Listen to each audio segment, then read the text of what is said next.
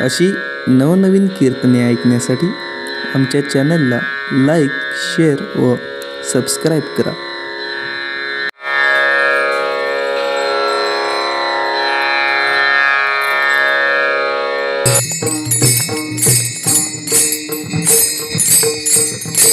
जयाची द्वारी सोन्याचा पिंपळ, जयाची द्वारी सोन्याचा पिंपळ, अंगी ऐशे बरेडा बोले, करील ते काय नो हे महाराज, परी पाहि बीज शुद्ध अंगी, जयाने घातली मुक्तीची गवांदी, मिळविली मांदी वैष्णवांची, करील ते काय नो हे महाराज, परी पाहे बीज शुद्ध अंगी, तुका म्हणे तेथे सुखाकार्य होणे, तुका म्हणे तेथे सुखाकार्य होणे, राहे समाधान चित्ताची या, करील ते काय नो हे महाराज, परी पाहे बीज शुद्ध अंगी. पांडुरंगा करू प्रथम नमन, दुसरे चरण संतांची या, त्यांच्या कृपादानी कथेचा विस्तारू बाबाजी सद्गुरु दास तुका.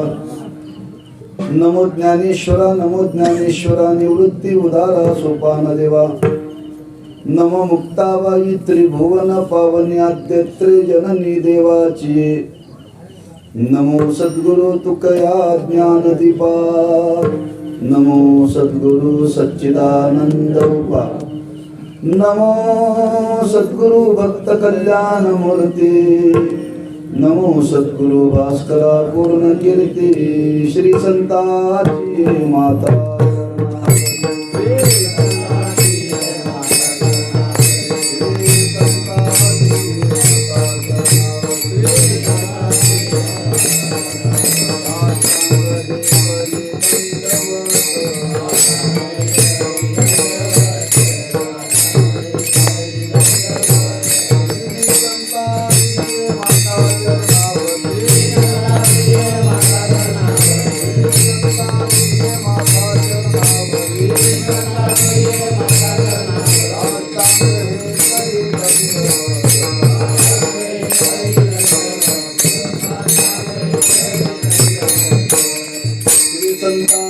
माता चरणावरी साष्टांग हे करी दंडवत, करील ते काय नोहे.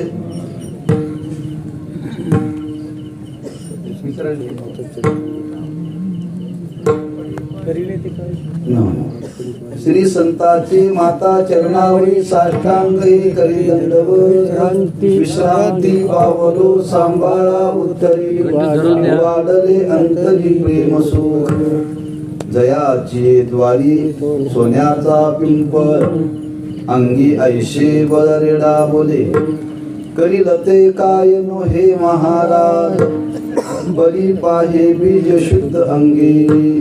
शिवे करता निवडलेला अभंग श्रीमंत जगद्गुरु श्री तुकोबारायांचा असून या अभंगातून जगद्गुरु श्री तुकोबाराय नाम उल्लेख न करता ज्ञानोबारांचं या अभंगातून वर्णन करतात. पूर्ण अभंग जर पाहिला तर याच्यामध्ये ज्ञानोबारांचा नामाचा उल्लेख कुठं नाही बरं का. जयाची द्वारी सोन्याचा पिंपळ, कोणाच्या दारात आहे सोन्याचा पिंपळ? राष्ट्रपतीच्या. या भूतलावरती असं एकच जीवन आहे ज्यांच्या दारामध्ये सोन्याचा पिंपळ एकमेव ज्ञानोबारायच आहे बरं का. नामोल्लेख केलेला नाही. असा एकच महापुरुष होऊन गेला ज्यांनी रेड्याच्या मुखातून वेद बोलवले, हे ज्ञानोबाशिवाय कोणी केलं नाही बरं का. असा एकमेव महात्मा होऊन गेला ज्याने जगाला अन्नदानाची पंगत दिली बरं का. आणि ती कोणती? मुक्तीची. नुक्तीची नव्हे बरं का. नुक्ती म्हणजे तरी लाडवाचे जे कण आहे त्याला नुक्ती म्हणतात बरं तिकडे मराठवाड्यामध्ये, आपल्याकडे बुंदी म्हणतात, काय कोल्हापूर भागात कधी म्हणतात. आणि त्यांनी वैष्णवांचा मेळा मिळविला असं एकमेव जीवन ज्ञानोबांचा नामोल्लेख केलेला नाही. पण या अभंगातून तुकोबाराय ज्ञानोबांचं वर्णन करतात. असा हा त्या ज्ञानोबांच्या सामर्थ्याचं वर्णन करणारा अभंग सेवेकरता निवडलेला आहे. चालू असलेला हा नामोत्सव संत सम्राट श्री ज्ञानेश्वर महाराजांच्या संजीवन समाधी सोहळ्याच्या निमित्ताने बेडग, खाडेमळा या सर्वांच्या सहकार्याने आणि आमचे तरुणाला लाजवेल असं ज्यांचं जीवन बरं का, असे आमचे आबा, त्यांच्या मार्गदर्शनाखाली हा संपन्न होत असलेला सोहळा आणि त्या सोहळ्यामध्ये आपल्या वाट्याला आलेली आजच्या दिवसाची सेवा आहे. यथामती वेळेमध्ये चिंतन करण्याचा प्रयत्न करू. आपलं सर्वांचं भाग्य आहे की संतांच्या नंतर जन्माला आलो.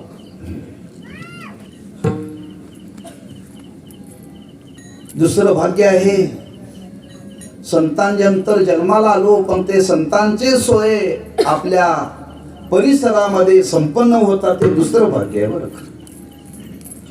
अशी कितीतरी गाव आहेत तिथं सोहा नावाचा प्रकार नाही बरं का, उत्सव नावाचा प्रकार नाही आहे.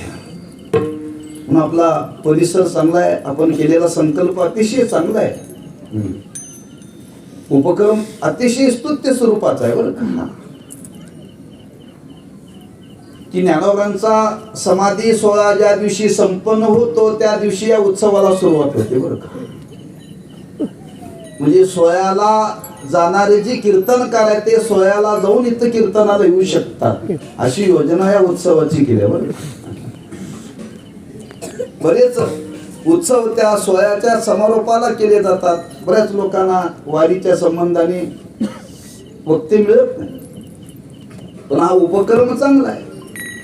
ज्या दिवशी ज्ञानोबा समाधीस्थ झाले त्या दिवशी या सोहळ्याचा आरंभ आहे बरं का. म्हणून त्या संतांचा सोहळा आपल्या या परिसरामध्ये संपन्न होत आहे, हे आपलं एक भाग्य लक्षात ठेवा. लग्नाचा सोहळा आयुष्यामध्ये एकदाच होतो बरं का. नामकरणाचा सोहळा आयुष्यामध्ये एकदाच होतो. मृत्यूचा सोहळा जीवनामध्ये एकदाच होतो, पण संतांचे सोहळे मात्र पुन्हा पुन्हा करता येतात बरं का. लोकांनी थोडीशी सुधारणा केल्या. लग्नाचा एकदाच करता येतो, लोकांनी लग्नाचा वाढदिवस करायचा अलीकडे एक लोकांच्या डोक्यात नवीन संकल्पना आल्या बरं का.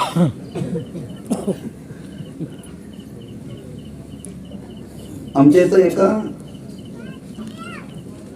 मित्राने, त्याची वडील कीर्तनकार होते, वडिलांचं श्राद्ध थांबवलं आणि लग्नाचा वाढदिवस केला बरं का. 2 लाख रुपये खर्च केले, पण बापाचं श्राद्ध घातलं नाही. हा, बापाचं श्राद्ध घालण्याने पुण्य मिळेल, पण लग्नाचा वाढदिवस करण्याने पुण्य मिळणार नाही बरं का. तात्पर्य अनेक सोहळे जीवनामध्ये एकदाच करता येतात, पण संतांचे सोहळे आपल्याला सतत करता येतात, किंवा ते सतत केले पाहिजेत. का केले पाहिजेत? संत हे आमच्या तुमच्या करता अवतीर्ण झाले.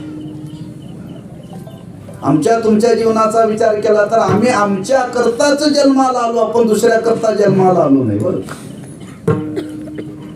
पण संत हे समाजाकरता अवतीर्ण झाले, समाजाच्या उद्धाराकरता अवतीर्ण झाले. ज्या समाजाच्या उद्धाराकरता अवतीर्ण झाले त्या समाजाने संतांचे सोय हे केलेच पाहिजे, कृतज्ञता म्हणून.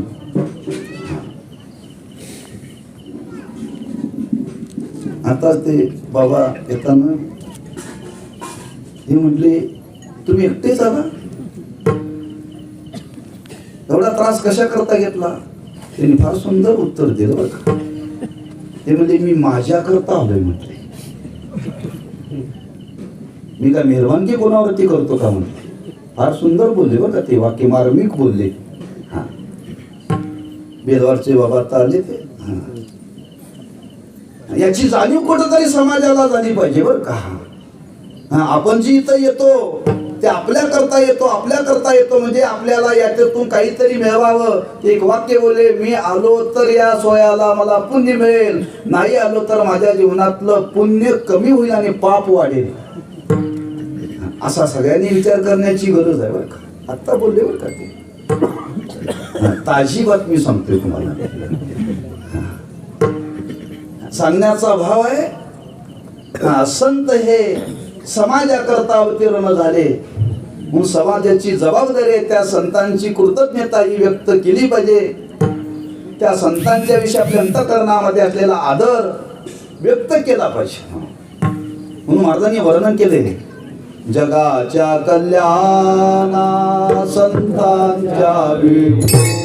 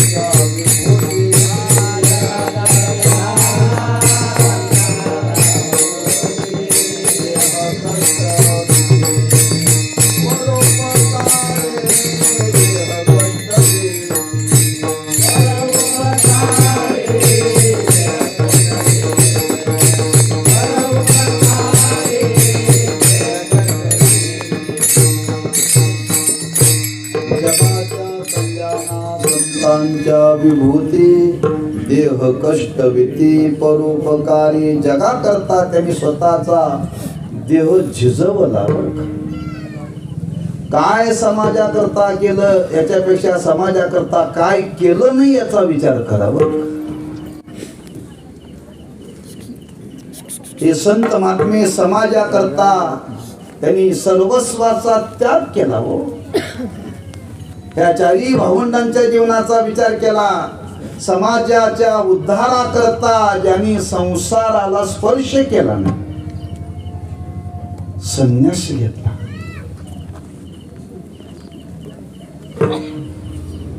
त्या समाजाच्या कल्याणाकरता त्या महात्म्याने स्वतःच्या अन्न पाण्याचा विचार केला नाही बरं. मग काय केलं याच्यापेक्षा काय केलं नाही समाजाकरता या संत जीवनाचं चिंतन करा. महान कार्य संतांनी समाजाकरता केलं. ज्ञानोबांनी समाजाला संस्कृत वाचता येत नाही, समाजाला संस्कृत कळत नाही म्हणून त्या गीतेवरती भाष्य केलं. ज्ञानोबांना कळत नव्हतं म्हणून नव्हे बरं का, समाजाला कळावं म्हणजे आम्हा तुम्हाला कळावं. जशी आई त्या मुलाला खाता यावं म्हणून ती भात मऊ शिजवते बरं का. मुला करता तिनं कच्च खाल्लं तर तिला पचतं बरं का. पण ती मुला करता मात्र एवढी कष्ट घेते, एवढा विचार करते म्हणून महाराजांनी वर्णन केलेले कोराचे हित वाहे माऊलीचे चित्त ऐशी कळवयाची जाती करीला भावेन प्रीती. तोच विचार साधू संतांनी समाजाच्या बाबतीत केला बरं का. हे समाजाला कळावं. काय कळावं? ज्ञान कळावं. कोणतं ज्ञान?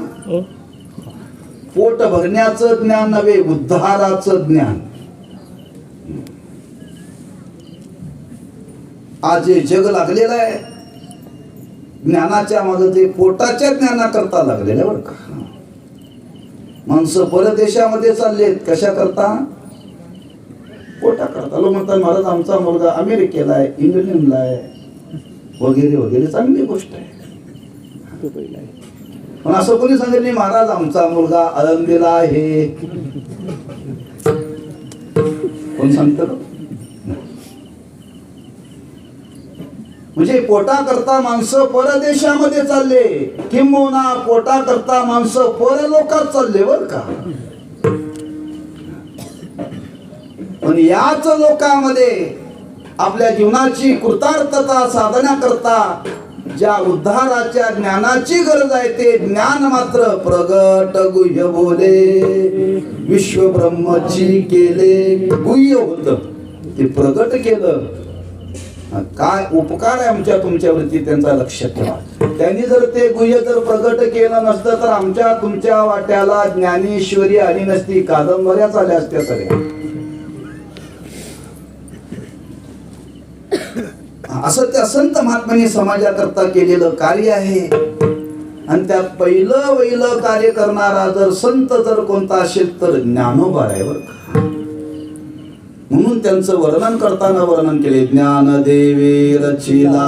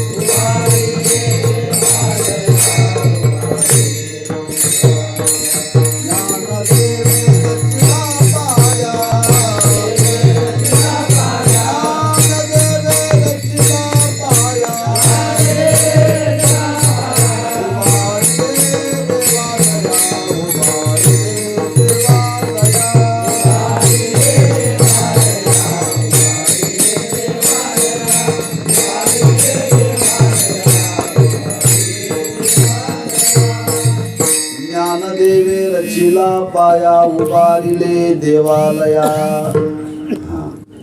ह्या मंदिराची उभारणा करण्याकरता ज्यांनी पाया रचला. आज आपण कुठं आहोत? मंडपाच्या आत आहोत. संयोजकांनी व्यवस्था केलेली आहे थंडी लागू नये म्हणून तिन्ही बाजूनं पडदा लावलाय बरं का. खाली टुचू नये म्हणून ताडपत्री अंतर द्या. आणि वर बघितल्यानंतर मन कुठंतरी जाऊ नये रमावं म्हणून झालर लावल्या बरं. 2 तासाच्या कीर्तनाकरता जर निवारा लागतो तर अखिल विश्वाच्या निवारा करता ज्यांनी भागवत धर्माच्या मंदिराची उभारणा केली काय कार्य असेल पहा ना. त्या मंदिराच्या आत आपण बसलो. मला एवढंच सांगायचं आहे. फक्त मंडपाच्या आत नाही बरं का. आपण ज्या संत महात्म्यांनी जो भागवत धर्माचा पाया रचला, जे मंदिर उभा केलं त्याच्या आत आहोत आपण म्हणून सुखाने झोपतोय. लक्षात ठेवा. आणि असं महान कार्य त्या महात्म्यांनी समाजाकरता केलेलं आहे. अशा महात्म्यांचं त्या अभंगातून जगद्गुरु श्री तुकोबराय वर्णन करतात. का वर्णन करतात? समाजाला ते कळावे म्हणून बरं का. प्रसंग निर्माण झाला आणि त्या प्रसंगातून हा अभंग तुकोबरायांच्या मुखातून जन्माला आलाय बरं का. गाथेमध्ये धरणे करण्याचे एक प्रकरण आहे. धरणे करायचं एक प्रकरण आहे. एक धरणेकरी ब्राह्मण ज्ञानेश्वर महाराजांच्याकडे आला आणि ज्ञानेश्वर महाराजांच्या समाधीच्या समोर त्याने अनुष्ठान मांडलं. आणि अनुष्ठान मांडल्यानंतर ज्ञानोबांनी त्या धरणेकऱ्याचं मनोगत जाणलं आणि सांगितलं, बाबा तू खरंच माझ्याकडे काहीतरी मागण्याकरता आलायस. तेव्हा मी आता समाधी अवस्थेमध्ये आहे. तेव्हा तुझी इच्छा पूर्ण व्हावी असं जर वाटत असेल तर मी सांगतो तिकडे जा, देहूला जा. आणि त्या देहूला तुकाराम महाराज आहेत, त्यांच्याकडे जा, तुझी इच्छा पूर्ण होईल असं ज्ञानोबांनी त्या धरणेकऱ्याला दृष्टांत दिला बरं का. आणि तो धरणे करून तिथून उठला आणि देहूला गेला. आणि देहूला गेल्यानंतर त्यांनी चौकशी केली, महाराज कुठे राहतात. महाराजांची भेट घेतली आणि भेट घेतल्यानंतर त्यांनी सांगितलं की मला ज्ञानोबांनी पाठवलं. ज्ञानोबांनी नक्की हो. त्यांनी सगळा इतिहास सांगितला. ज्ञानोबांनी आपलं नाव सांगितलं, आपल्या भेटीकरता मला पाठवलेलं आहे. ज्ञानोबांनी माझ्याकडे पाठवलेलं आहे हे कळल्यानंतर महाराज म्हणतात, काय ज्ञानेश्वरी उने जिरी पाठविले धरणे. माझ्याकडे काय म्हणून पाठवलं असेल, असं काय माझ्याकडे आहे म्हणजे. त्यांच्याकडे काय कमी होतं का त्यांनी माझ्याकडे पाठवलं असेल. नवे नवे माझ्याकडे ज्यांनी पाठवले त्या धरणेकराला सांगतात, अरे बाबा ते सामान्य नाहीत. ज्यांनी माझ्याकडे पाठवलं ना त्यांचं सामर्थ्य आहे. जयाची द्वारी सोन्याचा पिंप,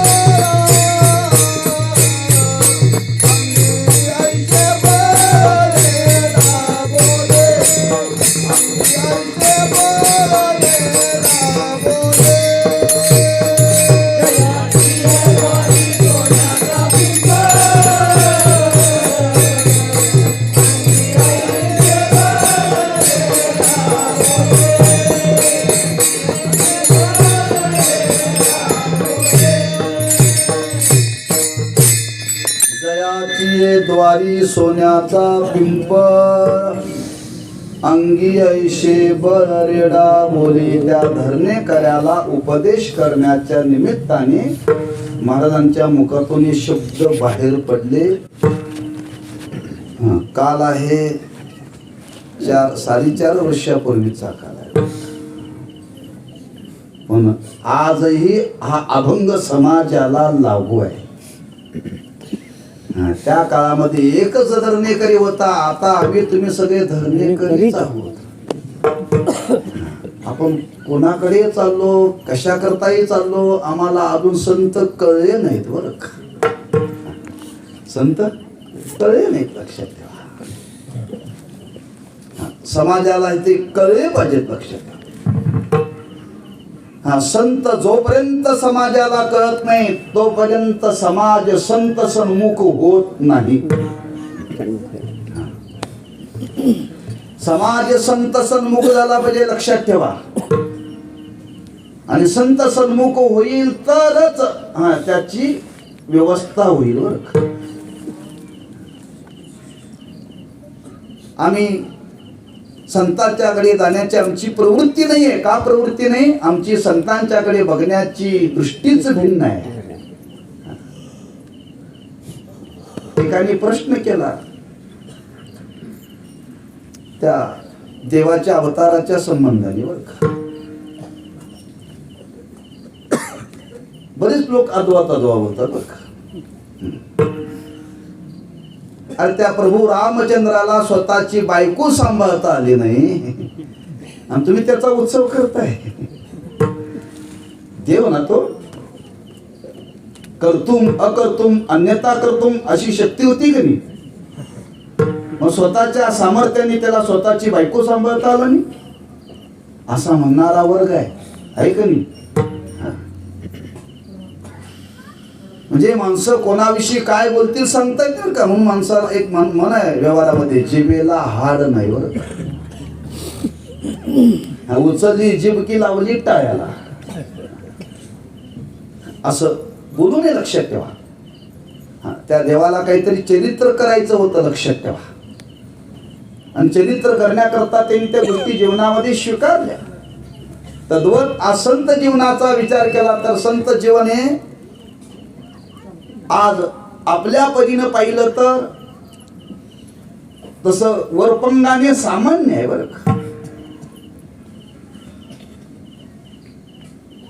त्यांनी साधं जीवन संत जगले, झोपडीमध्ये राहिले, लक्षात ठेवा. आज आम्ही चांगल्या बंगल्यामध्ये राहतो. आज माणसाच्या राहणीमानावरून त्याची आज किंमत मोजली जाते बरं का. किंमत मोजली जाते, हे परमार्थात पण लोन आलंय बरं का. लोकांनी धारणा केल्या, जो पैसा जास्त घेतो कीर्तनाला तो मोठा कीर्तनकार. अशी आज समाजाची धारणा. हो फार मोठा आहे का, 1 लाख रुपये घेतो कीर्तनाला. तमाशगिरी सुद्धा घेतात ना.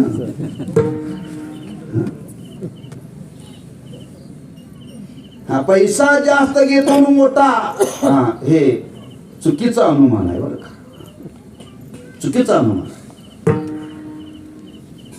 आणि हीच इंच पट्टी आज माणसं संतांच्या जीवनाला लावतात बरं का. सामान्य जीवन जगले, झोपडीमध्ये राहिले, काय त्यांच्याकडे सामर्थ्य असेल, काय त्यांनी केलं असेल जगा करता. स्वतःच पोट भरण्याकरता त्यांनी समाजामध्ये कदान्न मागितलं. ही मंडळी जगाकरता काय करू शकतात. समाजाची जी संतांच्याकडे बघण्याची जी दृष्टी आहे, त्या दृष्टीत कुठंतरी बदल झाला पाहिजे बरं का. आणि दृष्टीचा बदल व्हावा असं जर वाटत असेल तर त्याच्या वास्तव स्वरूपाचं दर्शन समाजाला घडलं पाहिजे. म्हणून सकल संतांनी समाजाच्या समोर विचार मांडला, बाबांनो हे जे संत जगाकरता अवतीर्ण झाले हे सामान्य नाही बर का. ब्रह्ममूर्ती संत जगी अवतरले, उद्धराया आले दीन जना, महाविष्णूचा अवतार.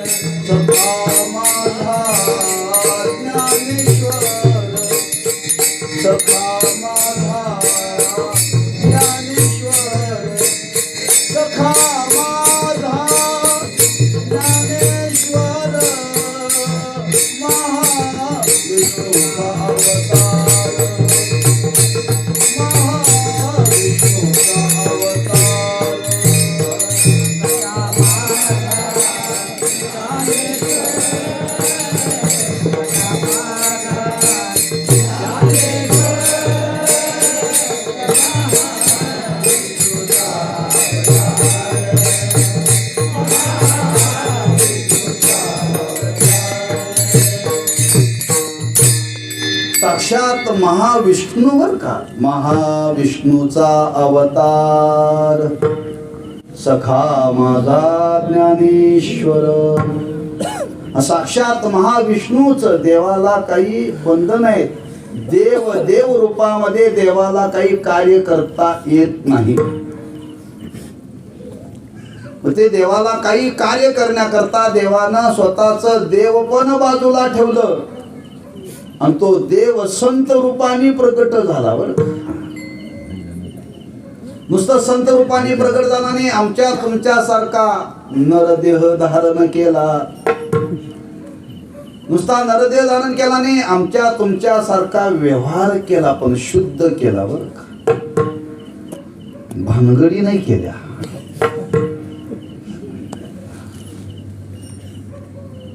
आम्ही जे खातो तेच संत खात होते. बरं, दुसरं तिसरं काय खाल्लं नाही.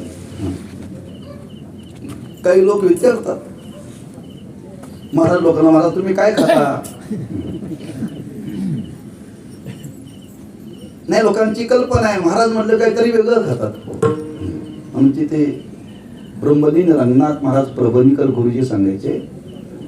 त्यांना एकाने विचारलं, गुरुजी तुम्ही काय खाताय? अरे म्हणजे तुम्ही खाता? नाही, मी काय खाता? काय नाही म्हणले, भुसा, पेंड.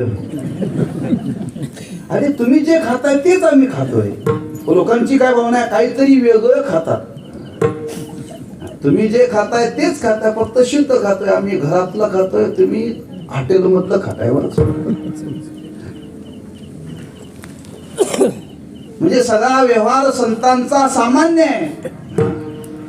हा मनुष्य योनीमध्ये अवतीर्ण होऊन मनुष्यासारखा व्यवहार करून त्या मनुष्यातली माणूस पण त्यांना जाग करायचं होतं. बरं का,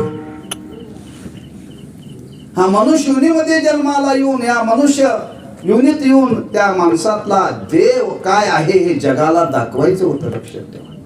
म्हणून सामान्य जीवन जगले, आणि सामान्य जीवन जगले त्या सामान्य बुद्धीने संतांच्याकडे पाहू नका. पाहू नका. काय त्यांचं ऐश्वर तुम्हाला जर पाहायचं असेल तर समाधी प्रकरण वाचा. समाधी प्रकरण वाचा म्हणजे आपल्याला कळेल. बरं का, त्या समाधी प्रकरणामध्ये असं वर्णन केलेलं आहे. त्रयोदशीला ज्ञानोबा समाधी घ्यायची. एकादशीचा उपवास तो द्वादशीला सोडायचा आहे. आता स्वयंपाक कोण करणार? साक्षात रुक्मिणी मातेने स्वयंपाक केलाय. बरं का, असा कोण भाग्यवान आहे हो? आमची बायको आम्हाला करून घालत नाही. लक्षात ठेवा. म्हणतो आपण तिला, माझी तुम्ही बेरात्री या आणि भुकेने व्याकुळ झालेले असाल, ती म्हणते भूक लागल्या का? तुम्हाला लागले असेल तर ते किचन मध्ये आहे, हाताच्या आपल्या स्वतःच्या हाताने घेऊन खा. ती उठून वाढत नाही. बरं का,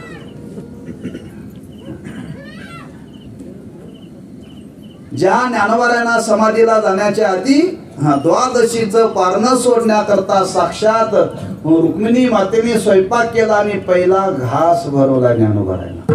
प्रकरण वाचा, कळेल. काय प्रेम असेल त्या देवाचं त्या संतांच्या वरती, काय सामर्थ्य असेल. असा कोण महाभाग होऊन गेला की त्यांच्याकरता स्वयंपाक करून देवाने आणि रुक्मिणी मातेने खाऊ घातलं. हे फक्त संतांच्याच बाबतीत पाहायला मिळेल, हे इतरांच्या बाबतीत पाहायला मिळणार नाही. तात्पर्य सामान्य दृष्टीने संतांच्याकडे पाहू नका. सामान्य ते जगले, मग काय त्यांच्याजवळ सामर्थ्य होतं? महाराज म्हणतात सामर्थ्य सामान्य नव्हतं. लक्षात ठेवा. त्या सामर्थ्यावरून आपल्याला त्या संतांची ओळख करून देतात तुकोबाराय. महाराज म्हणतात त्यांच्या जीवनामध्ये असं सामर्थ्य होतं. आज या ज्ञानोबरांच्या जीवनाकडे जर पाहिलं तर ज्ञानोबरांच्या जीवनाचं अवलोकन करताना महाराज म्हणतात त्या ज्ञानोबरांच्या दारामध्ये सोन्याचा पिंपळ आहे. बरं का, जयाची द्वारी सोन्याचा पिंपळ. आपल्याला पुराणातली कथा माहिती आहे. रावणाची लंका सोन्याची होती. रावणाची लंका सोन्याची होती बरं का. म्हणजे पुराणात आपण ऐकलंय, आता अस्तित्वात आहे का? गाव अस्तित्वात आहे, पण लंका सोन्याची राहिली नाही. आता श्रीलंका तीच लंका ना.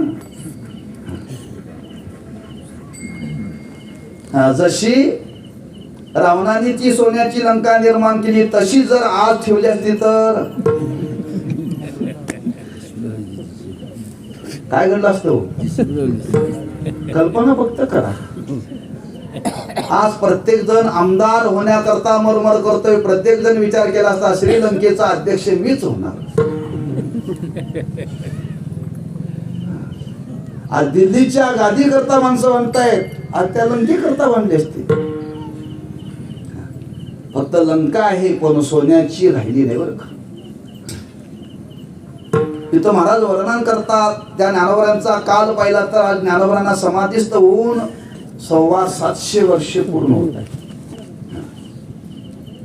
आणि 725 वर्षे पूर्ण होत आहेत, अजून तिथं तो पिंपळ आहे बरं का. पिंपळ आहे. कुणी म्हणे कसा काय राहिला हो? सोन्याचा आहे म्हणून. सोन्याचा आहे म्हणून हो. सोन्याचा वस्तू कशी राहू शकते का? रस्त्यात जाताना समजा या समारंभामध्ये एखाद्याची सोन्याची वस्तू पडली, हरवली, हरवल्यानंतर असा कोण प्रामाणिकपणाने आणून देणार आहे?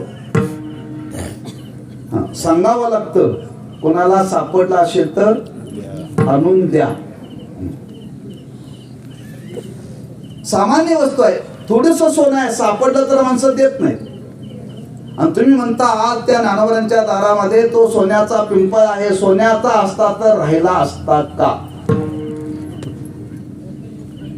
प्रत्येकाने त्यातलं सोनं काढून नेलं असतं. पण आजही तो पिंपळ आहे सोन्याचा. हो महाराज म्हणतात सोन्याचाच आहे. महाराजांना विचारलं, महाराज आम्हाला दिसत नाही. त्याच्याकरता पाहणाऱ्याचं अंतःकरण शुद्ध पाहिजे. परी पाहे बीज शुद्ध अंगी. पाहण्याकरता अंतःकरण शुद्ध लागतं, लक्षात ठेवा. आज आम्हा तुम्हाला तो सोन्याचा दिसत नाही. सोन्याचा नाही का आम्हा तुम्हाला दिसत नाही? खरं बोला बरं का. तो पिंपळ सोन्याचा नाही का आम्हा तुम्हाला दिसत नाही हो? आम्हा तुम्हाला दिसत नाही. आपल्याकडे ती दृष्टी नाहीये. दृष्टी नाहीये. ती दृष्टी यावी लागते बरं का जीवनात.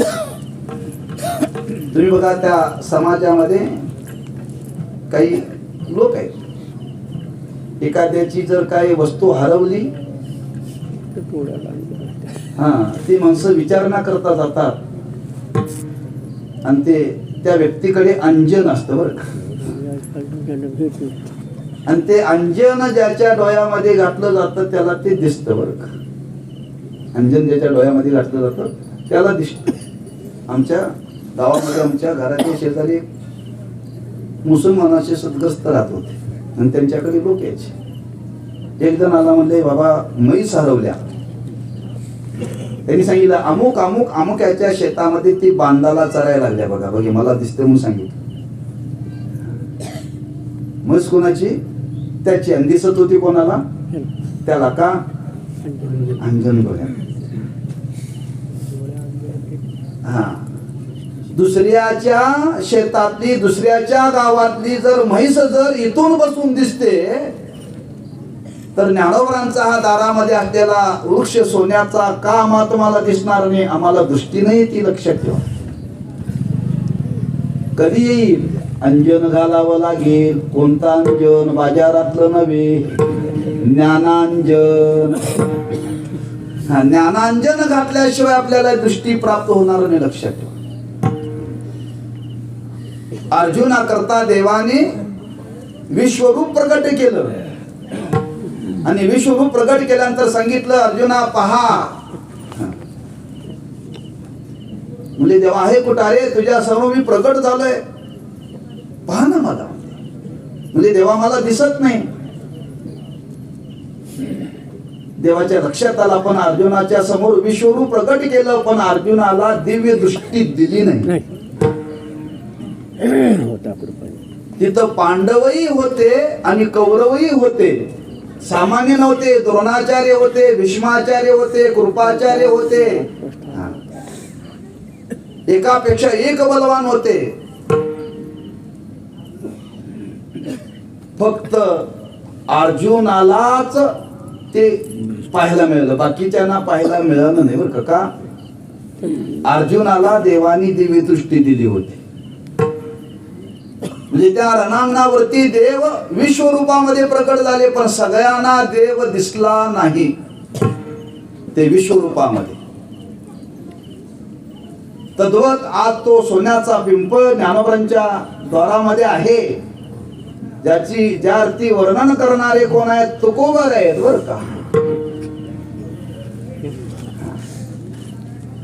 तुकोबर आहेत म्हणजे संत कधीही खोट बोलत नाहीत. खोट कोण बोलतो? ज्याला समाजाकडून काय मिळवायचं आहे ती माणसं खोटं बोलतात. ज्यांना समाजाला काय द्यायचंय ती समाजाकरता खोटं बोलत नाही बरं. ज्यार्थी तुकोबराय वर्णन करतात, तुकोबराय खोटे बोलतात का? महाराज म्हणतात, लटिके वचन नाही देही उदासीन. खोटं बोलणं आम्हाला माहिती नाही, मग तुकोबराय वर्णन करतात, त्याची तुकोबराय वर्णन करतात, त्यार्थी ते सत्य आहे बरं का. मग म्हणे सांगा ना मला तो कसा आहे, पटवून द्या विचाराने. हा सोन्याचा पिंपळ आहे, तुम्हाला विचार सांगतो, युक्तीने तो पटवून देतो. आपल्याकडे एक सण आहे दसरा, आणि त्या दसऱ्याला सोनं लुटण्याचा कार्यक्रम असतो. सोनं लुटण्याचा. सोनं म्हणून काय लुटतात तो? आपट्याची पान, सोन्याची पान आहे ती. मग सोनं म्हणून त्या दिवशी तुम्ही लुटताय का नाही? मग जर ते सोनं जर त्या दिवशी जर लुटलेलं जर तुम्ही जर बँकेत ठेवलं तर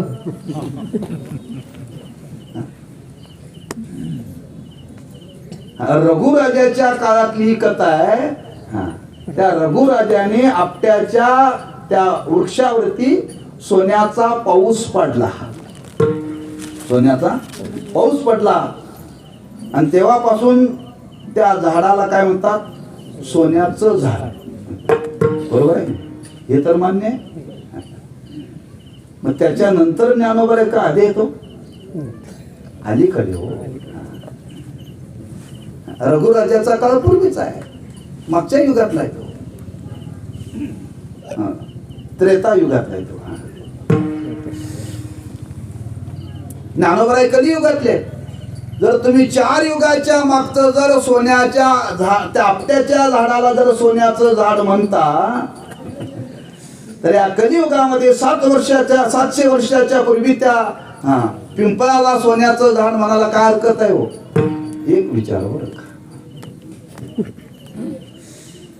दुसरा विचार तो सोन्याचा, म्हणजे तुम्हाला पाहायचं असेल तर सोन्याचा पाहण्याकरता कधी जा. झाडाला पालवी कोणत्या ऋतूमध्ये फुटते? वसंत ऋतूमध्ये. पण महिना कोणता? चैत्रामध्ये. आणि त्या चैत्रामध्ये त्या पिंपळाची पानं जी कोवळी असतात आणि ती उन्हाने सोन्यासारखी ती चकाकतात बरं. त्याला चकाक येते. पूर्ण ते झाड त्या पालवी फुटलेली असते आणि त्याच्यावरती सूर्याचे किरण पडावेत, आणि किरण पडल्यानंतर तुम्ही त्या झाडाकडे पहा, तुम्हाला ते झाड सोन्याचंच दिसेल. दुसरा विचार. तिसरा विचार, ते सोन्याचं झाड, सोन्याचं स्वरूप काय?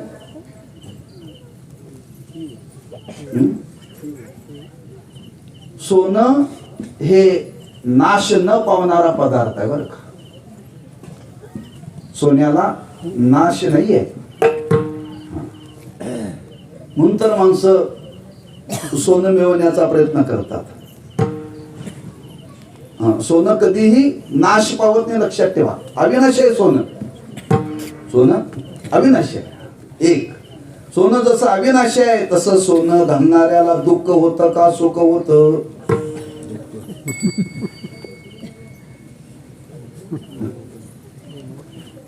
सोनं घालणाऱ्याला सुख होतं का दुःख होतं? अहो नुसतं बघितलं तरी सुख होत आहे, बघितलं तरी सुख होत. आणि जर अंगावरती घातलं तर सुखच होत. सोन्याने मडवलेली आपल्याला आवडते का लोखंडाने मडवलेली आवडते? टिंब टिंब. सासरीने सांगितलं अलीकडे स्टील महाग झालंय, तेव्हा सोन्याच्या ऐवजी तुम्हाला आम्ही स्टील देतो, स्वीकाराल तुम्ही? आम्ही म्हणाल अहो गुंजभर तरी घाला ना, गुंजभर तरी घाला. हा, सोनं हे अविनाशी स्वरूपाचं आहे आणि सोनं हे सुख देणार आहे बरं का. सोनं हे सुख देणार आहे. हा, कोणीही पाहिलं तरी सोन्याला पाहिल्यानंतर सुखच होतं, सोन्याला सुखच होतं. हा, संतांनी वैराग्याच्या दृष्टीतून वर्णन केले. सोने रुपयामा मृत्तिके समान, माणिक पाषाण खडे जैसे. पण अ पासून ह पर्यंत प्रत्येकाला सोनं पाहिल्यानंतर आनंदच होतो. सोनं पाहिल्यानंतर आनंद होतो. दुःखाच्या काळामध्ये सुद्धा माणसाचं दुःख जावं असं वाटत असेल तर त्याला काय दाखवा? कथा सांगितली जाते. एक राजा होता आणि त्या राजपुत्राला इच्छा निर्माण झाली की गोपनीतून खडे मारून पाखरं राखावीत. राजाने विचार केला आपला राजपुत्र आहे, मग त्याला खडे का सामान्य द्यायचे का? म्हणजे सोन्याची द्यायची. आणि सोन्याचे खडे त्याला दिले. माचा बांधला चंदनाचा, बर का, लाकडाचा नसतं ना, नाही, रेशमाची गोपन. आणि तो राजपुत्र ते सोन्याचे गोळे घालून ते फिरवून ते गोपन मारत असताना मारली आणि त्या शेतातून एक वाट सरू चालला होता. त्याच्या डोक्याला तो सोन्याचा गोळा लागला. लागल्याबरोबर तो खाली पडला. आता सोन्याचा गोळा म्हटलं तर तो वजनदार असेल कधी? फार वजन आहे. परवाच आमच्या आश्रमामध्ये आमचे साखरे महाराजांचे नातू ते गोळा फेक करत होते. 5 किलोचा गोळा, बरं का. ते प्रॅक्टिस करत होते त्रयोदशीला. आणि एक वारकरी, अजून वारीचा कालावधी होता, बरेच वारकरी होते. ते म्हणजे बाबा मी प्रॅक्टिस करायलोय, थोडंसं बाजूला बसा. म्हणजे काय होत नाही, हान. आणि तो फिरवून जो हाणला आणि बरोबर त्या बाबाच्या डोक्यातच बसला. 5 किलोचा गोळा, डोकं फुटलं. म्हणजे हे असं होऊ शकतं बरं का. तसं त्या राजपुत्राने सोन्याचा गोळा मारला आणि त्या रस्त्याने जाणाऱ्या वाटसरूला तो लागला. लागल्याबरोबर तो गोळा डोक्याला लागल्याबरोबर तो खाली पडला. वेदना होऊ लागल्या, एवढ्या वेदना होऊ लागल्या. जेवढ्या आकाराचा तो गोळा होता तेवढाच आकाराचा त्या डोक्याला हे आला. त्यांनी हात करून पाहिलं, बापरे, लाल भडक झालेला आहे. त्यांनी शिव्या द्यायला सुरुवात केली, नको ते बोलायला सुरुवात केली. वेदना तर होत आहे. शिव्या देता वेदना होत असतात. त्यांनी विचार केला कमीत कमी त्यांनी मांडलेला गोळा तरी, दगड तरी केवढा आहे बघावून बघून मागे वळून बघितला, तो होता पिवळा धमक. हा, पिवळा धमक पाहिल्यानंतर अनेक मार. सोनं बघितल्याबरोबर दुःख गेलं. तात्पर्य सोनं हे सुख देणार आहे. सोनं हे सुख देणार आहे बरं का. आणि तोच भाव मनी मानशी घेऊन इथं तुकोबरायला सांगायचं आहे. संतांच्या दारामध्ये जो सोन्याचा पिंप आहे तो सोन्याचा नव्हे सुखाचा पिंप आहे. काय सुखाचा पिंपळ आहे. जसं सोनं पाहिल्यानंतर जीवाला सुख होतं, तसं आज मनुष्याला ज्ञान प्राप्त झाल्यानंतर सुख होतं. असा जर चालता बोलता ज्ञानाचा वृक्ष, सुखाचा वृक्ष जर कुठं असेल तर महाराज म्हणतात त्या ज्ञानोबरांच्या दारामध्ये जयाची द्वारी सोन्याचा पिंपळ. त्या सोन्याला सुखाची उपमा दिली बर का. म्हणतो 700 750 वर्ष झालं वृक्ष जसाच्या तसा आहे, अजून तो झिजलेला, म्हणजे त्याचा अविनश्यत्व आहे बरं का, लक्षात ठेवा. त्या पिंपळाच्या संबंधाने पुष्कळ वर्णन केलेलं आहे. त्या पिंपळाच्या ठिकाणी फार मोठं सामर्थ्य आहे. योगी लोक जे साधना करतात, योगी लोक जे समाधी घेतात ते पिंपळाच्या वृक्षाच्या जवळच बरं का. त्याच्या ज्या मुळ्या आहेत ना, त्या मुळ्यातून त्या योग्याला प्राणवायू मिळतो. म्हणून ते भूलतळामध्ये समाधी घेतात. त्या वृक्षाचा ह्याचा फार संबंध आहे, लक्षात ठेवा. पुराणामध्ये वर्णन केले, आपल्याला सांगतो, प्रयोग करून बघा.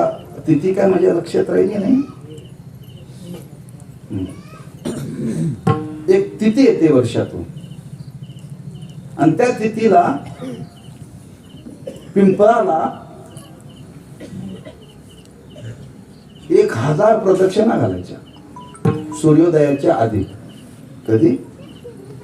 सूर्योदयाच्या आधी 1000 जर पिंपळाला प्रदक्षिणा घातल्या तर कर्ज मुक्त होतो मनुष्य.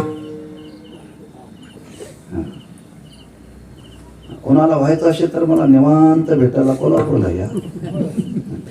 मी तुम्हाला तो उपाय सांगेल, कुठल्या पुराणामध्ये आहे, कुठला मंत्र आहे, कुठल्या आमोशाला ते करायचं, ते सगळं माझ्याकडे नोंद आहे बरं का.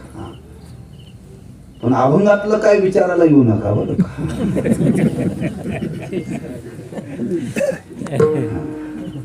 कारण माणसाचा स्वभाव आहे, प्रपंचातल्या अडचणी विचारायला लोक महाराजाच्याकडे येतात, पण महाराजा अभंग कसा आहे असं विचारायला कोणी येत नाही. मी बऱ्याच वेळेला त्या लोकांची अवस्था पाहिल्यानंतर अनेकांच्या घरामध्ये जावं लागतं, आणि गेल्यानंतर तासभर त्या घरात थांबावं लागतं, थोडी चौकशी करावी लागते. हो, काय कसा काय नाही, म्हणजे महाराज 12 वर्ष झालं अजून पाळणा हलत नाही. मग मी त्याला उपाय सांगतो, आमच्याकडे या. बऱ्याच जणांना सांगितलं, बऱ्याच जणांना पाळणा हल्ला, पण कोणी माझ्याकडे येऊ नका. उपाय बरेच उपाय बरं का, बरेच उपाय आहे. तात्पर्य त्या पिंपळाला प्रदक्षिणा घातल्यानंतर त्याला धनाची प्राप्ती होते, असं पुराणामध्ये वर्णन केलेलं आहे. इथं तुकोबाराय वर्णन करतात, ज्ञानोबरांच्या दारामध्ये असलेला जो पिंपळ आहे ना, तो साक्षात सुखाचा पिंपळ आहे बरं का. का सुख कसं आहे, नाश न पावणार आहे. सुखाला नाश नाही बरं का. आम्ही तुम्ही जे व्यवहारामध्ये सुख बघतो ते सुख नव्हे, ते दुःखच आहे. म्हणून बोलावं लागलं, दुःख मिश्रित आहे. दुःख दुःख मिश्रित असतं, त्याला सुख म्हणत नाहीत बरं का. जे जगाच्या पाठीवरती असं एक सुख आहे, त्या सुखाला नाश नाही. अविनाश स्वरूपाचं सुख आहे, आणि अविनाशी स्वरूपाचं सुख प्रत्येकाला भोगावं अशी इच्छा आहे. प्रत्येकाला इच्छा आहे, प्रत्येकाला वाटतं आपल्याला असं सुख प्राप्त व्हावं, असं सुख प्राप्त व्हावं, त्या सुखाचा नाश होऊ नये. मग ते सुख आहे कुठं?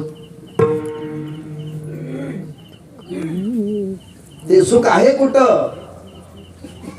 सुख वाटेची ठाई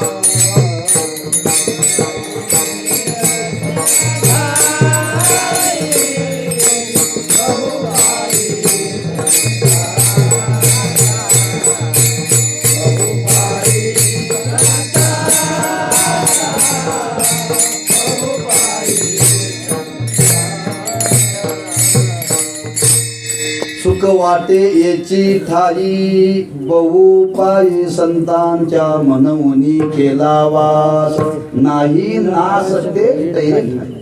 त्या सुखाला नाश नाही असं साक्षात सुख म्हणजे महाराजांच्या द्वारामध्ये ते आजही आहे. आणखी त्या पिंपळाचं वैशिष्ट्य सांगितलं जातं. तुम्ही अयोध्येला गेल्यानंतर वाचलं असेल तिथं. ज्ञानोबरांच्या आधीपासून तो पिंपळ आहे. ज्ञानोबराय समाधी घेण्याच्या आधी किंबहुना ज्ञानोबराय प्रगट होण्याच्या आधी तो पिंपळ आहे. ज्ञानोबरांचा अवतार नंतर आहे, पण आधी त्यांच्या आधीच तो पिंपळ आहे बरं. त्या पिंपळाला ज्ञानोबरांची माता रुक्मिणी माता, त्या रुक्मिणी मातेने त्या पिंपळाला 1.25 लाख प्रदक्षिणा घातलेल्या आहेत. किती? त्या रुक्मिणी मातेचा मातोश्रींचा नेम होता रोज त्या सिद्धेश्वराचं दर्शन घ्यावं आणि त्या पिंपळाला प्रदक्षिणा घालाव्यात बरं का. रोज त्यांचा नेम होता बरं का. 1.25 लाख प्रदक्षिणा त्या घालत होत्या.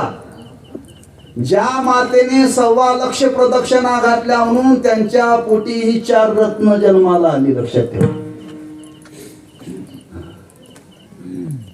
आम्ही सुद्धा प्रदक्षिणा घालतोय द्राक्षाच्या बागेला, म्हणून तर भाव येतो ना त्याला. म्हणजे त्याचं संरक्षण करावं लागतं ना, फिरावं लागतं. कुठं कीड लागली काय काय बघावं लागतं, फवारणी करावी लागते. म्हणजे प्रदक्षिणाच आहेत ना. पण कशा करता? ह्याच्या करता. आम्ही अपेक्षा ठेवून प्रदक्षिणा घालतोय. ज्ञानोबरांच्या मातेनं अपेक्षा न ठेवता म्हणजे 1.25 लाख ज्या आजही तुम्ही प्रे करू. आपण श्रद्धा पाहिजे बरं का. श्रद्धा पाहिजे. तुम्ही प्रे करून बघा, विश्वास ठेवा. एखाद्या मातेला जर चांगला मुलगा जन्माला यावा असं वाटत असेल तर त्या पिंपळाला 1.25 लाख प्रदक्षिणा घाला, होईल. मी तुम्हाला आत्मविश्वासाने सांगतो. पण परी पाहे बीज शुद्ध अंगी, तेवढी सद्भावना पाहिजे अंतःकरणामध्ये. लक्षात ठेवा. आणि असा तो वृक्ष आहे, सामान्य नाही आहे. कारण म्हणतात ज्यांच्या दारामध्ये आज साक्षात सोन्याचा नाम सुखाचा पिंपळ आहे, कितीही सुख भोगलं तरी ते न संपणार आहे बरं. कितीही सुख भोगलं तरी ते न संपणार आहे. आणि आमच्या तुमच्या जीवनातलं भोगून संपणार आहे. भोगून संपणारा आहे म्हणून आपल्याला दुःख आहे. आपल्याला दुःख होतं कधी? कधी होतं दुःख? केस पांढरी व्हायला लागली म्हणजे. केस पांढरी व्हायला लोकांना वाटतंय आपली मरेपर्यंत काळीच राहिली पाहिजे. मरेपर्यंत काळीच राहिली पाहिजे. विज्ञानाने प्रगती केलेली आहे. काळी ठेवता येतात, काळी ठेवता येतात.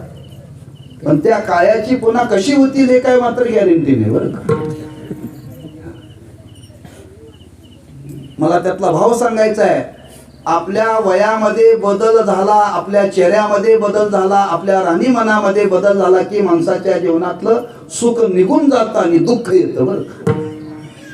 दुःख येतं. पण संतांनी जे आज तुम्हाला सुख उपलब्ध करून ठेवलेलं महाराज म्हणतात ते सुख असं आहे, ते कितीही भोगा आणि ते कोणी प्राप्त करा, त्या सुखाला नाश नाही. आणि ते सुख जर तुम्हाला प्रत्यक्ष उपभोगायचं असेल तर आपल्याला कुठं जावं लागेल? ज्ञानोबा सांगतात, ज्ञानोबांचं वर्णन करताना तुकोबा सांगतात, कोणाला सांगतात? अरे बाबा, जो धरणेकरी आला त्या धरणेकराला सांगतात, ज्यांच्या दारामध्ये साक्षात सोन्याचा नाम सुखाचा पिंपळ आहे त्यांनी माझ्याकडे पाठवलं तुला. जयाची द्वारी सोन्याचा पिंपळ. म्हणजे त्या धरणेकराला नाम आम्हा तुम्हाला सांगतात, ज्ञानोबांचा अधिकार सामान्य नाही. त्यांच्या जीवनामध्ये साक्षात सुख नांदतय बरं का. नांदे तया घरी दैवत पंढरीचे. म्हणजे सुखच ना. दुसरी ओळख करून देतात ज्ञानोबा आहे. अंगी ऐशे बळ रेडा बोले. त्या धरणेकाला सांगतात, बाबा ज्या ज्ञानोबांनी माझ्याकडे पाठवलं ते सामान्य नाही बरं का, त्यांच्या अंगामध्ये बळ आहे, बळ. आणि ते कोणतं सामान्य बळ नाही बरं का. अनेकांच्या जीवनामध्ये अनेक प्रकारचं बळ आहे, अनेक प्रकारचं बळ आहे. त्या वाळवा तालुक्यामध्ये एक शेतकरी होता, वारकरी. त्याचं बळ फार बरं का. एकटा 100 पोळ्या खात होता,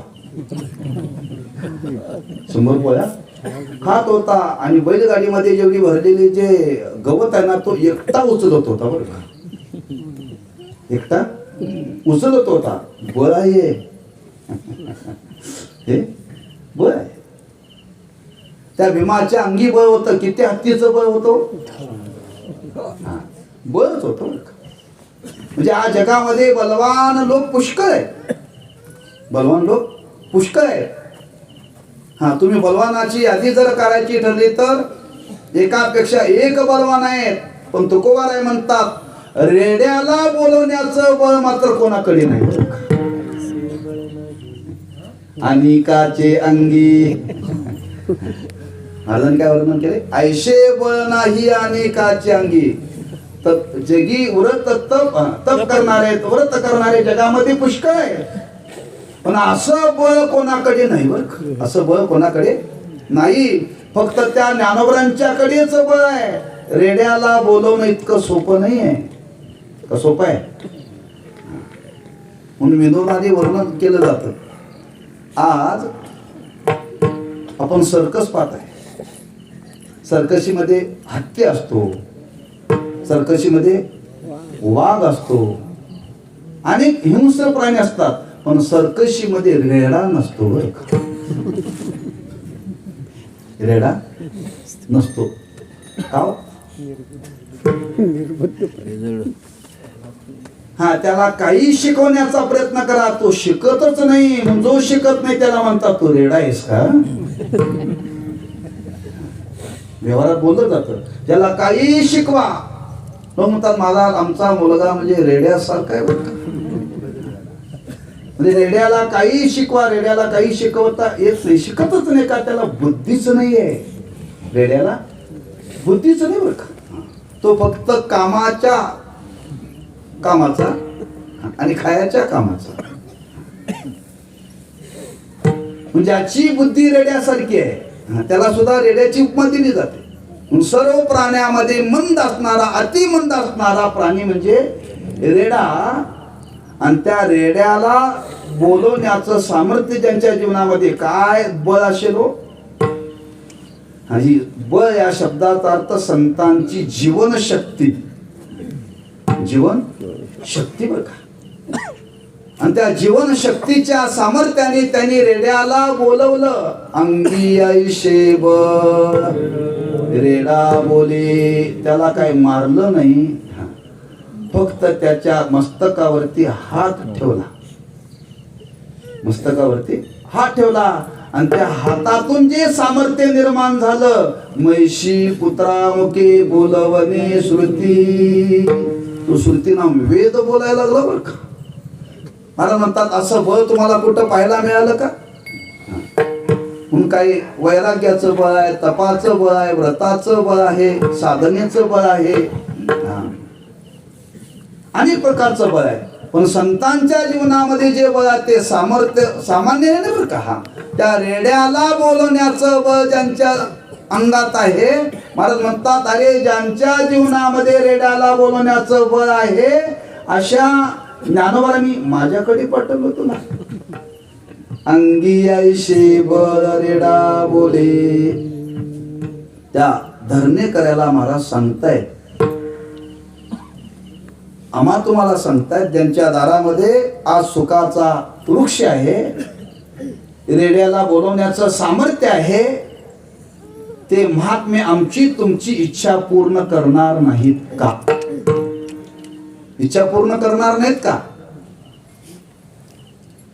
पूर्ण करू शकतात, कोणीही जा. हा संत सर्वांची इच्छा पूर्ण करतात. एका जनार्दनी संत पूर्ण करीती मनोरथ. ज्ञानोबांनी सद्गुरू निवृत्तीनाथांच्याकडे मागणं केलं, गुरु महाराज माझी एक इच्छा आहे तुमच्याकडे, जो तुमच्याकडे जो मागेल ती इच्छा पूर्ण करा, जो जे वांछील ते लाभो. जगातला कोणी जीव महाराज तुमच्याकडे आला ना त्याची इच्छा पूर्ण व्हावी असा मला वर द्या. सद्गुरूंच्याकडे मागणं केलं ज्ञानोबांनी, लक्षात ठेवा.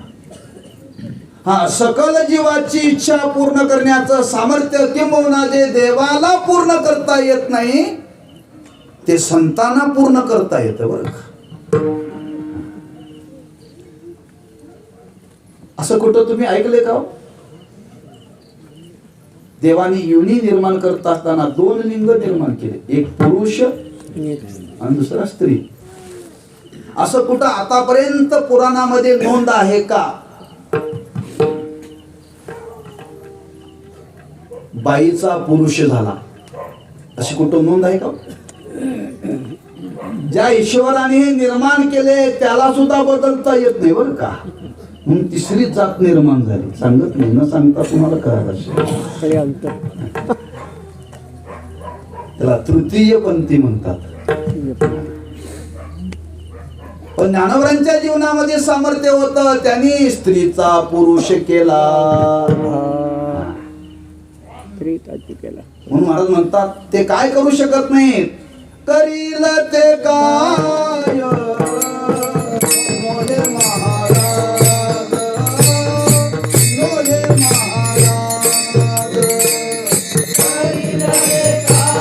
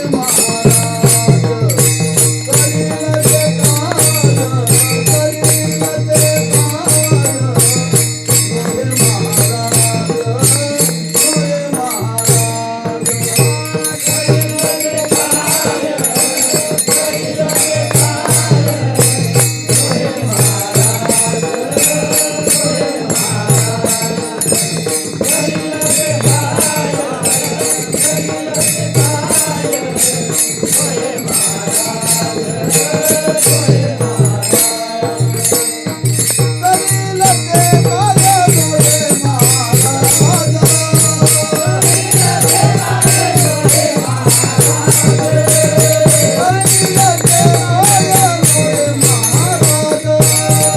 करील ते काय मोरे महाराज, मोरे महाराज.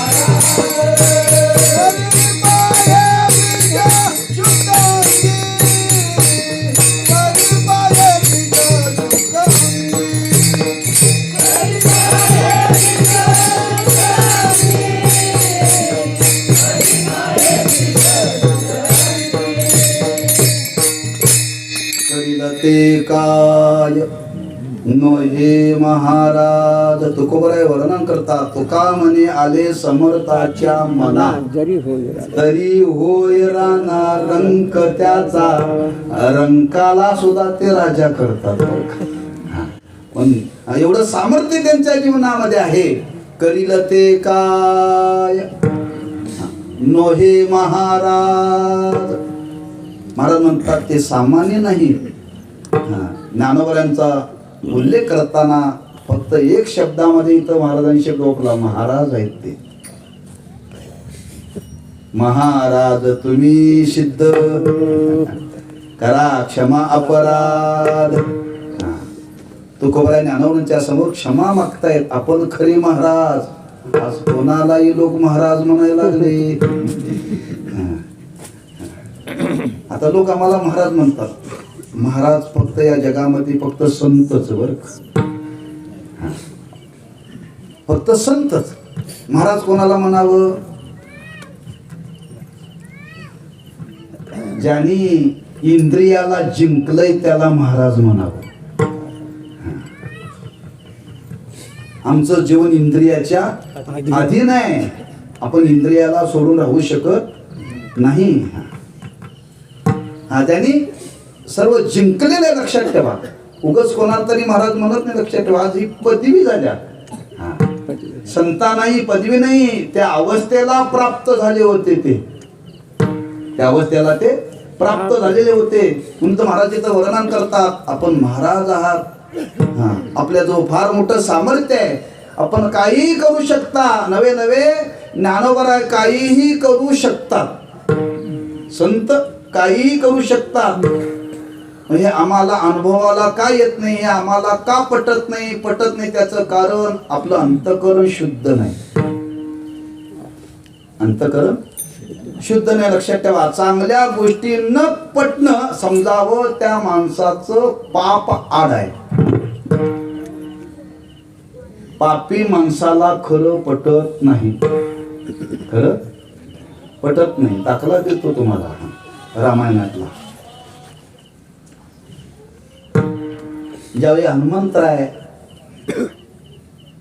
लंकेमध्ये गेले सीतामातेचा शोध लावण्याकरता, आणि योगायोगाने त्या हनुमंतरायाला त्या राक्षसाने बांधून रावणाच्या समोर नेलेला आहे. अनेक प्रश्न विचारले आणि विचारता शेवटी रावणाने विचारलं, हे वानरा तुझं मरण कशात आहे सांग. हनुमंतराय म्हणजे, रावण महाशय मला मरण नाही आहे. तुला मरण नाही? अरे मी अमरपद मिळवण्याचा प्रयत्न केला. माझ्यासारख्या रावणाला जर अमर होता येत नाही तर या विश्वामध्ये कोणीच अमर नाही. तो काय मला सांगतो म्हणजे,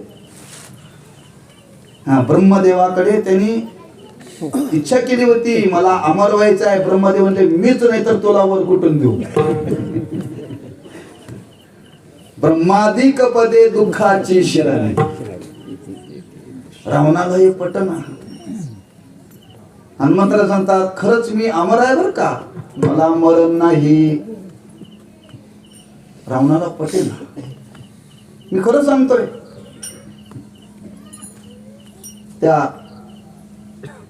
रावणाला माहिती होतं किंवा एक व्यवहारामध्ये म्हणाय, एखाद्याकडून खरं जर वधवायचं असेल तर काय म्हणतात, शपथ घे. शपथ काय? शपथ घे. त्याला सांगितलं, तुझ्या प्रभूची शपथ घेऊन सांग. ते म्हणजे मी रामाची शपथ घेतो, मला मरण नाही. तरीही रावणाला पटलं नाही बरं का.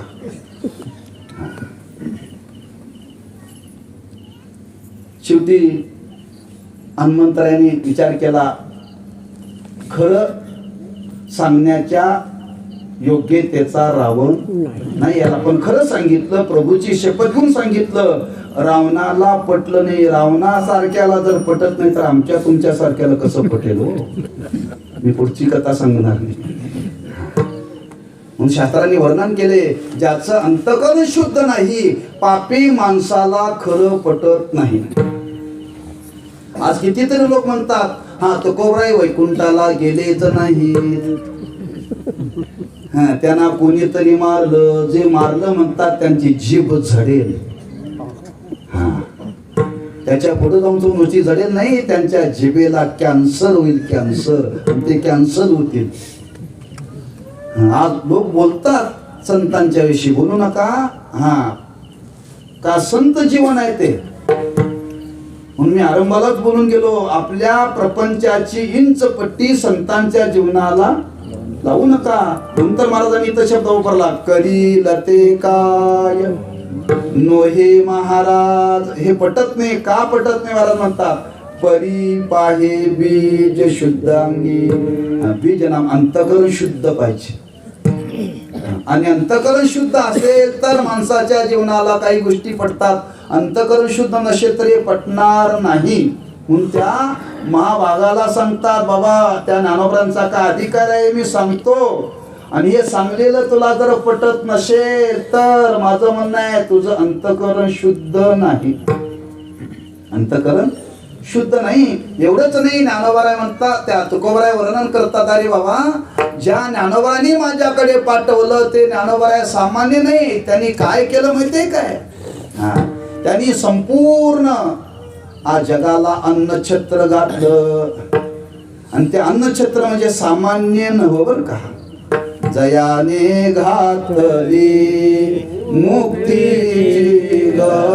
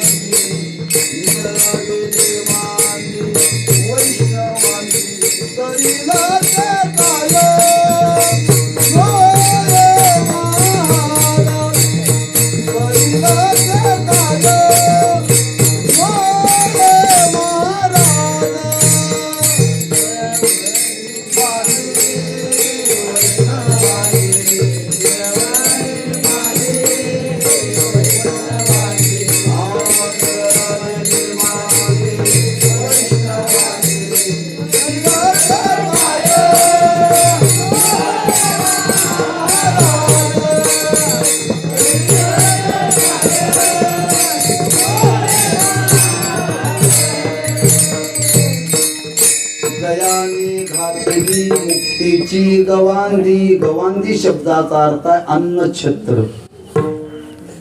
अन्नछत्र, आणि ते कुठलं अन्नछत्र? मुक्तीची गवांधी. आज आमच्या तुमच्या करता मुक्त होण्याकरता 9,000 ओव्या लिहिल्या हो. एका एका ओवीची काय किंमत आहे बघितलं तुम्ही? एका एका अक्षरात साक्षात तो देव आहे माझा रमाकांत. एका एका ओवीची हे अक्षर नव्हे, देखा नवद म्हणजे एका ओवीची काय किंमत आहे हो. बघायचं असेल तर प्रयोग करून बघा.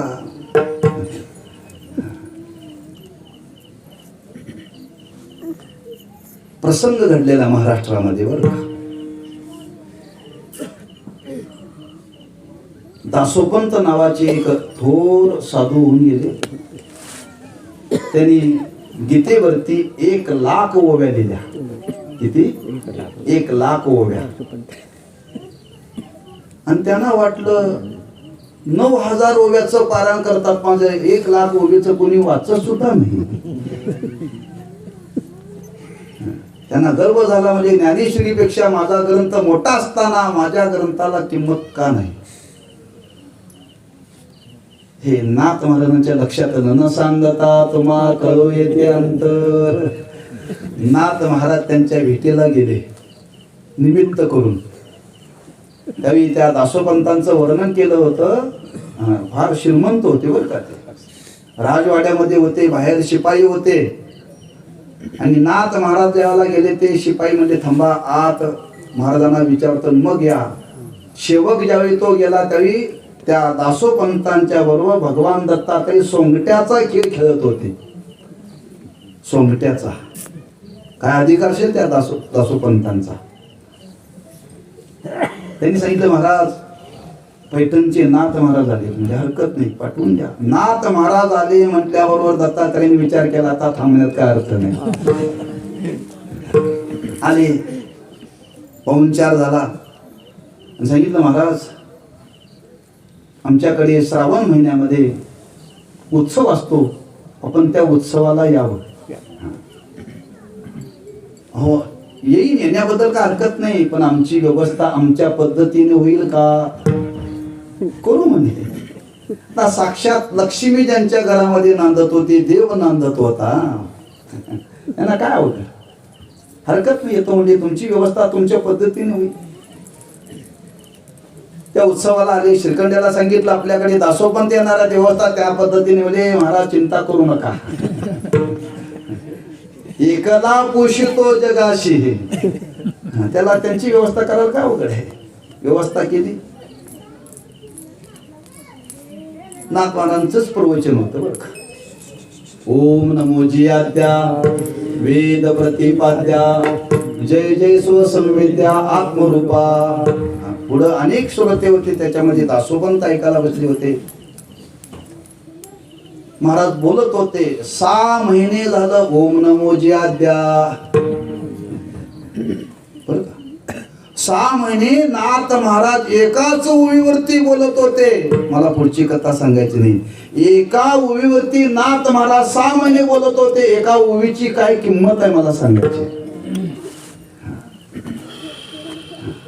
एका ओवीने जगाचा उद्धार होतो, अशा 9,000 ओव्या जयाने घातली मुक्तीची गवांदी. जो कोणीही ज्ञानेश्वरी वाचेल तो वाचेलच बर का, तो वाचेल. भाव धरून या वाचे ज्ञानेश्वरी, कृपा करी आणि तयावरी. एक तरी ओवी अनुभवावी. म्हणजे आज आमच्या तुमच्या करता मुक्त होण्याकरता एवढं मोठं ज्ञानाचं अन्नछत्र ज्ञानवरांनी जगात करता हे मोकळं केलं बरं का. आतापर्यंत ते मर्यादित होत, अमक्यानेच ऐकायचं, दुसऱ्याने ऐकायचं नाही. ज्ञानवरांनी ते सर्वांच्या करता मोकळं केलं बरं का. कोणी या लग्नाला जाताना पास असायची पूर्वी जेवणा करता. का? बाकीची माणसं फार यायची, ते जेवण पुरायचं नाही हो, कारण ते विशेष मिष्टान नसतंय. आजूबाजूचे लोक करतात, असा कधी संधी येणार नाही म्हणून ती माणसं तिथं शिरण्याचा प्रयत्न करतात. मधल्या काळामध्ये लोकांनी काय केलं, पास ठेवायचं. पास असेल तर जेवायला आत, पास असेल तर जेवायला आत. म्हणजे लग्नाला पास असतो, पत्रिका असते. त्या सप्ताहाचा समारोप कधी आहे? रविवारी. प्रसाद कोणा करताय? मुक्त आहे, मुक्त. कोणी या, सगळं बेड गाव जरी आलं तरी सर्वांच्या करताय. कोणी यावर का, सर्वांच्या करता मुक्तदार केले. हे जसं अन्नछत्राच्या बाबतीत आज वारकरी संप्रदायाने महाप्रसादाच्या माध्यमातून सर्वांच्या करता अन्नदान हे मुक्त आहे. तेच ज्ञानवरांनी जगाला ज्ञानदान मुक्त हाताने वाटलं हो. जयाने घातली मुक्तीची गवांदी. महाराज वर्णन करतात, काय त्यांचं आणखी वर्णन करावं. मिळविली मांदी वैष्णवांची. सगळ्या यातीतले वैष्णव एका ठिकाणी ज्ञानवरांनी आपल्या अवतार कार्यामध्ये केलं बरं का. अशी एकही जगाच्या पाठीवरती जात नाही की त्या जातीमध्ये वैष्णव नाही. आणि असे वैष्णव ज्ञानवरांनी एकत्र केले. आरक्षणाचा भाग शिल्लक ठेवला नाही. आरक्षण हे 700 वर्षापूर्वीच सोडवलंय संतांनी. आज आपण भांडायला लागलोय त्याच्याकरता. अशा सगळ्या यातीतले वैष्णव एकत्र केले. महाराज म्हणतात, तो सुखाचा अनुभव आपल्याला यावा असं वाटत असेल, ते आपल्याला भोगायला मिळावा असं वाटत असेल, तर जाणाऱ्याच्या अंतःकरणाचा विचार सांगितला. परी पाहे बीज शुद्धांगी. आणि जो कोणी त्यांच्या जवळ जाईल, महाराज म्हणतात, त्याला सुख उपभोगायला मिळेलच. तुका म्हणे ते सुखाचा येऊने राहे समाधान चित्ताची. करी लते काय नोहे महाराज परी पाहे बीज शुद्ध अंगी. बोला कोण म्हणते चाल म्हणा.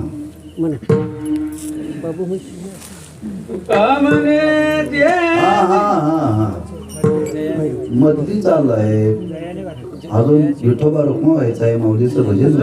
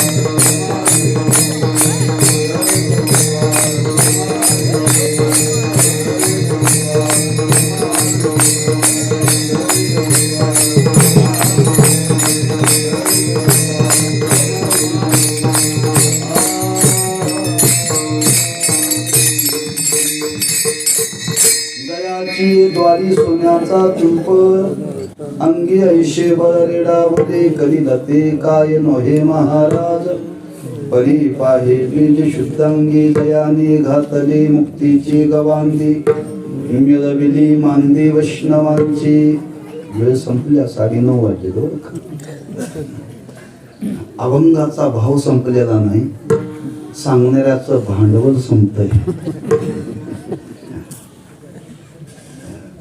म्हणून काहीचा त्या अभंगाचा विचार आपल्यासमोर मी थोड्या काही अंशांनी प्रकट करण्याचा प्रयत्न केलेला आहे. कुठं कणवर आपण बोललोय, अजून मनवर शिल्लक आहे बर. शेवटी महाराज सांगतात ज्यांच्या दारामध्ये सोन्याचा पिंपळ नाम सुखाचा पिंपळ आहे, तिथं सुखाला काय कमी आहे? तिथं सुखाला काहीही कमी नाही.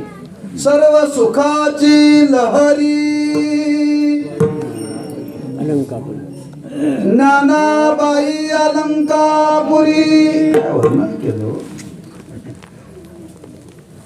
तुम्हाला सुख पाहिजे ना, जा नामा म्हणे सर्व सुकृते लाईजे एक वेळा जाईजे अलंकापुरा.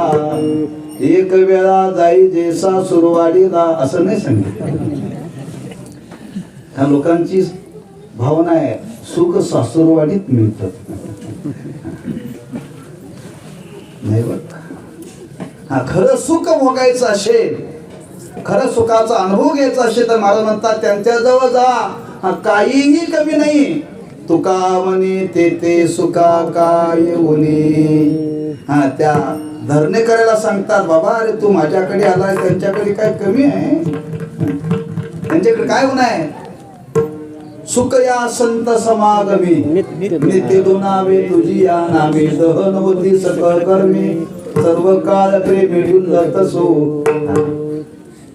फार सुंदर सुंदर वर्णन आहे. सर्व सुखे आजी येथेची मोरली संतांची देखील चरणांगुले.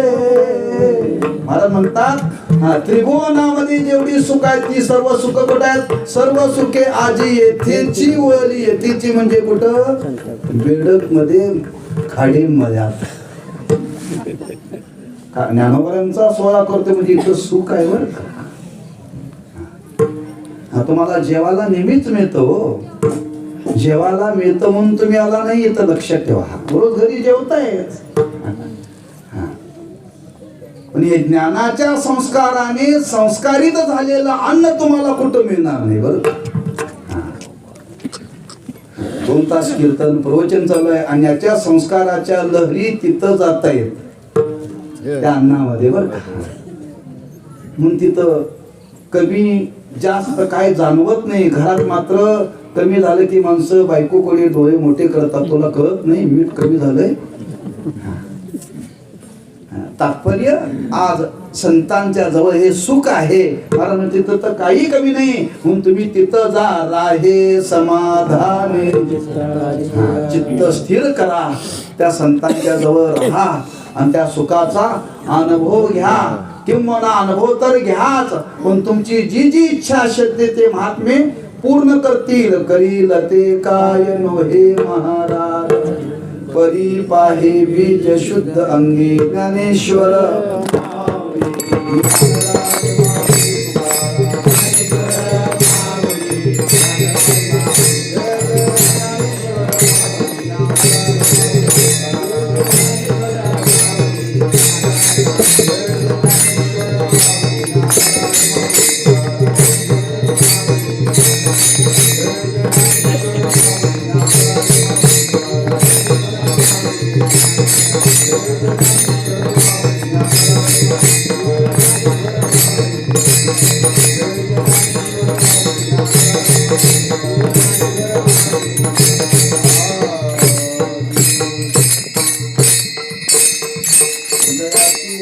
सोन्याचा पिंपळ अंगी ऐशे वर गावले करील काय नोहे महाराज परी पाये बिली शुद्धांगी दयाने घातले मुक्तीची गवांदी मिळवली मांदी वैष्णवांची.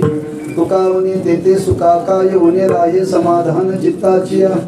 करील ते काय नो हे महाराज परिपाये बीज शुद्धांगी वेळीची मर्यादा घेऊन काहीसा विचार आपल्या समोर प्रकट केलेला आहे. जे योग्य आहे शास्त्र शुद्ध आहे ते श्री गुरूंच्या सानिध्यामध्ये प्राप्त झालेलं आहे. त्याचा आपण स्वीकार करा आणि बोलण्याच्या ओघामध्ये काही वाणीतून चुकीचे शब्द आले असतील ते खास माझे आहेत ते माझे मला परत करा म्हणजे दुरुस्त करण्याचा मी प्रयत्न करेन. झालेली सेवा त्या श्रीगुरूंच्या ज्ञानोबांच्या चरणी समर्पित करायची आहे आणि त्यांच्याकडे एवढंच मागायचं आहे. आपलं महात्म्य अबाधित आहे ते आम्हाला अनुभवाला येण्याकरता आमचं जीवन अंतःकरण शुद्ध व्हावं आणि ते अंतःकरण शुद्ध होण्याकरता आमच्या जीवनामध्ये उत्तर अशा संतांची सेवा घडावी. त्या सेवेतून अंतःकरण शुद्ध होतं आणि अंतःकरण शुद्ध झालं की आपल्याला तो अनुभव येईल. ती अवस्था आमच्या जीवनामध्ये प्राप्त व्हावी अशी त्या संतांच्या चरणी प्रार्थना करून सेवेला पूर्ण विराम देऊ. पायाच्या प्रसादे काही बोलिलो विनोदे मद क्षमा करणे संतेन व्यंगभूत युक्ते नोहिया उपदेश तुमचे बडबडिलो शेष तुमच्या कृपेचे पोसणे जन्मो जन्मी तुका म्हणे तुकाराम.